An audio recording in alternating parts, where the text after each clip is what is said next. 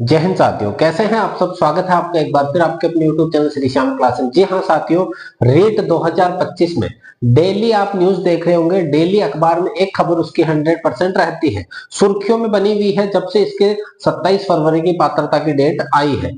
यानी कि डेली आप जब अखबार खोलोगे तो एक रेट की पात्रता से संबंधित न्यूज मिलेगी ही मिलेगी, और रोज एक बदलाव हो रहा है। तो आज तक अभी तक कितने बदलाव हो चुके हैं। रीट का फॉर्म स्टार्ट हुआ था 16 दिसंबर से लेकर के आज 1 जनवरी तक कितने बदलाव हो चुके हैं। जब आप एग्जाम देने जाओगे तो ये बदलाव आपको वहां एग्जाम हॉल में देखने को मिलेंगे साथियों। तो अप टू डेट अगर आपको रहना है तो इस चैनल पर जुड़ जाइएगा, यहां पर आपको सब कुछ मिलेगा रीट से संबंधित। तो साथियों, सबसे पहला बदलाव यहां पर हुआ है कि आवेदन की जो फोटो है और वो और अभ्यर्थी की जो फोटो है वहां पर इनका मिलान किया जाएगा साथियों।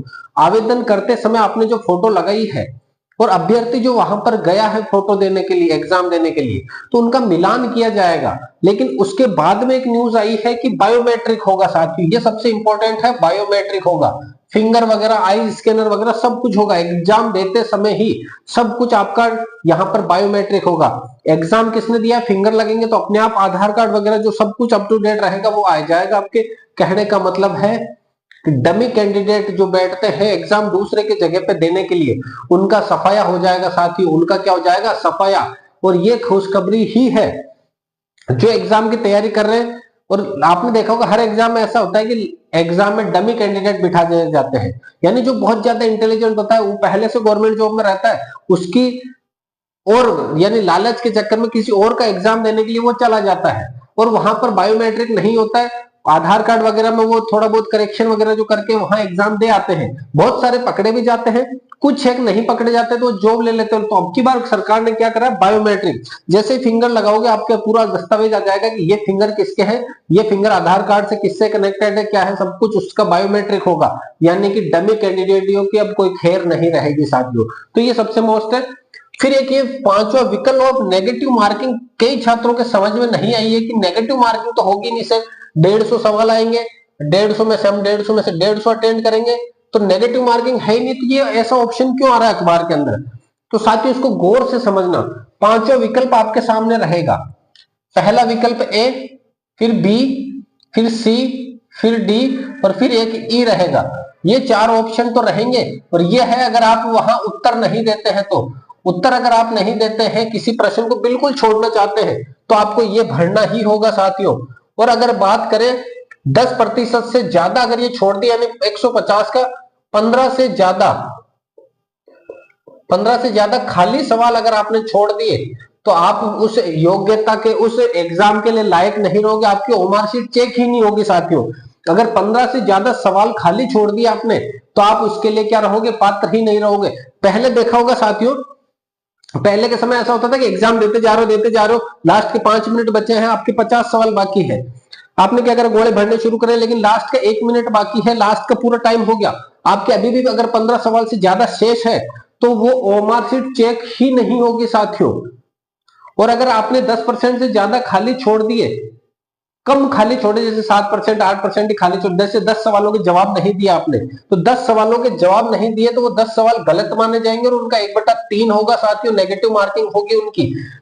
मान के चलो 15 से ज्यादा छोड़ दिए तो वो चेक ही नहीं होगी। अगर 10 सवाल छोड़ दिए आपने और उनमें ई ऑप्शन भी नहीं भरा तो वहां पे क्या होगा, 10 के 10 वो गलत माने जाएंगे और उन 10 का 1/3 नेगेटिव मार्किंग होगी। मान के चलो 9 अगर आपने छोड़ दिए, 9 सवाल वहां पर छोड़ दिए, तो 9 तो वो छोड़ दिए, तो बचे कितने, 141। फिर 141 में से जो सही सवाल होगा उसकी 1/3 काटी जाएगी। यानी कि कितने सवाल काट दी जाएंगे साथियों, 3 सवाल और काट दिए जाएंगे। यानी कि 141 आपने अटेंड करे पूरे, उसमें से 3 और कट गए, तो कितने बचेंगे, 137 सवाल ही चेक होंगे साथियों। 137 में से ही आपकी मेरिट बनेगी। फिर उसमें सही कितने गलत कितने वो अलग बात है। नेगेटिव मार्किंग उनकी होगी जो आप छोड़ के आओगे साथियों। अगर पांचों ऑप्शन नहीं भरा, इन चार में से तो नहीं भरा, लेकिन पांचों ऑप्शन भरना जरूरी है, तो इसको खास तौर पे ध्यान रखना। बहुत सारे छात्र कंफ्यूजन है कि नेगेटिव मार्किंग कैसे होगी। जो आप खाली छोड़ के आओगे, पांचों ऑप्शन नहीं भरते हो, अगर पांचों ऑप्शन नहीं भरते हो तो आपको क्या हो जाएगी, नेगेटिव मार्किंग होगी, कितने प्रश्न आप छोड़ते हो उसके आधार पे। सबसे बड़ी ये न्यूज थी कि BA BEd, BSc BEd, BSTC या बीएड के फर्स्ट ईयर के छात्र अप्लाई होंगे। यहाँ पर पहली बार ऐसा देखने को मिला साथियों कि फर्स्ट ईयर वालों को भी अलाउ किया गया है। बीए बीएड और बीएससी बीएड तो साथियों 4 साल की है। फर्स्ट ईयर में अगर आप हो तो भी पात्रता दे सकते हो। अगर आपके सेकंड ईयर फाइनल ईयर और second year third year final year अभी तो और करनी है 3 साल, लेकिन पात्रता आप दे सकते हो साथियों। मेंस के लिए आप अप्लाई नहीं कर सकते। मेंस के लिए क्योंकि मेंस अभी हाथों हाथ हो जाएगा शायद या तो 25 में या 26 शुरू में, तो आप मेंस के लिए पात्र नहीं रहोगे। लेकिन पात्रता के लिए आपको पात्र माना है अगर आप फर्स्ट ईयर में किसी भी स्ट्रीम में हो, BA BEd BSc BEd BSTC या बीएड किसी में भी हो, तो पात्रता के लायक रहोगे साथियों। करेक्शन का टाइम नहीं मिलेगा साथियों, करेक्शन का टाइम नहीं मिलेगा, ये इंपॉर्टेंट है। जो भी आप फॉर्म भर रहे हो बड़ी सावधानी से भरना साथियों। करेक्शन का टाइम नहीं मिलेगा, गवर्नमेंट बिल्कुल भी टाइम नहीं देती। पहले जितनी भी भर्तियां हुई है, जैसे ही फॉर्म की लास्ट डेट है, जैसे 15 जनवरी लास्ट है, तो उसके बाद में 16 या 17 तारीख को एक नोटिफिकेशन और आता है कि 3 दिन का टाइम दिया जाएगा आपको करेक्शन के लिए। लेकिन इस बार ऐसा साफ साफ मना कर दिया है, और ये इसलिए हो रहा है क्योंकि बहुत जल्दी प्रक्रिया चल रही है। 27 फरवरी आने वाली है, मात्र 50 से 55 दिन बचे हैं अपने पास, तो करेक्शन का टाइम नहीं रहेगा। फॉर्म भरते समय बड़ी सावधानी से भरना साथियों। अगर बात करें 31 दिसंबर तक की, तो लगभग 3 लाख साथियों ने फॉर्म भरे हैं साथियों। आंकड़ा 15 लाख के लगभग जाने की संभावना है, लेकिन अभी तक देखो 15 दिन हो चुके, सिर्फ 3 लाख ने फॉर्म भरे हैं। नए जिलों के अनुसार ही परीक्षा केंद्र, अभी आपने 2 दिन पहले देखा कि 41 जो कई जिले जो बने हुए थे उनको हटा दिया गया साथियों, तो 41 जिले ही बनेंगे अभी के समय, और उन 41 जिलों के अनुसार परीक्षा केंद्र बनेंगे। परीक्षा केंद्र किसके अनुसार बनेंगे? 41 जिलों के अनुसार, पहले वाले जिलों के अनुसार नहीं। पहले गहलोत जी ने, मतलब कांग्रेस की जो सरकार थी, उन्होंने बहुत सारे जिले बनाए थे, लेकिन बीजेपी ने कुछ जिलों को निरस्त कर दिया और सिर्फ क्या रखे? 41 जिले रखे हैं साथियों। महिलाओं को गृह जिला आवंटित किया जाएगा। ये तो पहले से नियम चलता आ रहा है कि लड़कियों को प्राथमिकता देते हैं, उनको होम डिस्ट्रिक्ट देते हैं। ये अन्याय भी है लड़कों के साथ में। लड़के मान के चलो ये एग्जाम दे दिया, महिलाओं को उनका गृह जिला दिया है, 100 किलोमीटर 50 किलोमीटर यही आसपास में गृह जिला रहेगा। लड़कों को दे दिया 300 किलोमीटर 200 किलोमीटर, ऐसा अन्याय क्यों? पहली बात तो जैसे ही सेंटर मिलेगा लड़कों को, मान के चलो उसके घर से 300 किलोमीटर दूर उसको सेंटर दिया, तो माइंड में थोड़ा चलने लग जाएगा। अब एग्जाम 27 को है, प्रवेश पत्र 20 को निकालोगे, 20 फरवरी से लागू हो जाएगा, तो 7 दिन उसकी प्रक्रिया यही चलेगी, कैसे जाएंगे, क्या करेंगे, वहां कैसे रहेंगे। तो इस उधेड़ बुन में उसके 3 से 4 सवाल गलत होने की संभावना रहती है। तो ऐसा क्योंकि महिलाओं को गृह जिला दिया जा रहा है और लड़कों को गृह जिला नहीं दिया जा रहा, तो ये भी एक सोचनीय विषय है साथियों।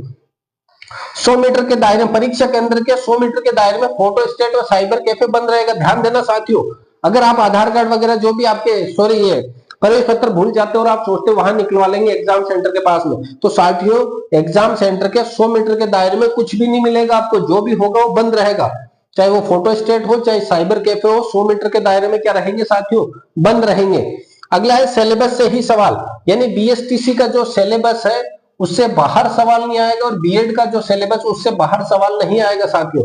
अगर आपने अदर कोई वैकेंसी देखी है तो साथियों अगर वहां लिखा है राजस्थान जी के, तो कहीं से कुछ भी पूछ लिया जाता है। यहाँ अप टू डेट जो दिया हुआ है टॉपिक, उसी में से सवाल आएगा, उससे बाहर साथियों सवाल नहीं पूछेंगे। तो ये भी एक बड़ी बहुत ही बेहतरीन बात है कि सिलेबस के अलावा एक है उदासीनता साथियों।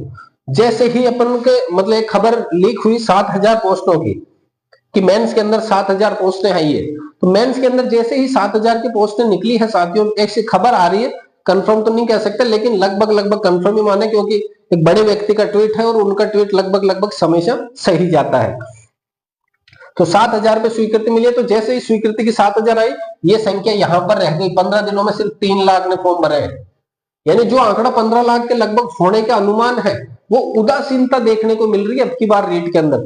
वरना रीट एक ऐसा है बेरोजगारों के लिए एक महोत्सव से जैसा निकल के आता है, लेकिन अभी के समय रीट क्या है? उदासीनता। सरकार रोज नए बदलाव कर रही है, उन बदलावों से थोड़ा सा अभ्यर्थी नाखुश दिख रहा है, और उसी नाखुश का खामियाजा यहाँ देखने को मिल रहा है। 3 लाख ही फॉर्म भरे, आधा समय निकल चुका है फॉर्म भरने का, 15 दिन हो चुके हैं, सिर्फ 15 दिन ही बाकी है। तो साथियों रीट 2025 में रोज एक बदलाव की ये अपने प्रमुख सवाल थे, यहां से इनको आप ध्यान से देखना। इनमें से आपको वहां एग्जाम में ये देखने को मिलेंगे, तो पहले से तरोताजा होकर के जाना है, और कोई भी न्यूज जैसे ही आती है हम आपको यहाँ पे सचेत कर देंगे। तो अगर आप पहली बार हमारे चैनल पर विजिट हुए तो चैनल को सब्सक्राइब जरूर कीजिएगा, और अगर आपका कोई भी कैसा भी क्वेश्चन है, प्रश्न है, तो आप कमेंट कर सकते हैं। आपका विद इन 1 सेकंड में आपको यहाँ पर जवाब दिया जाता है साथियों। मिलते हैं अगली क्लास में, तब तक के लिए जय हिंद, वंदे मातरम।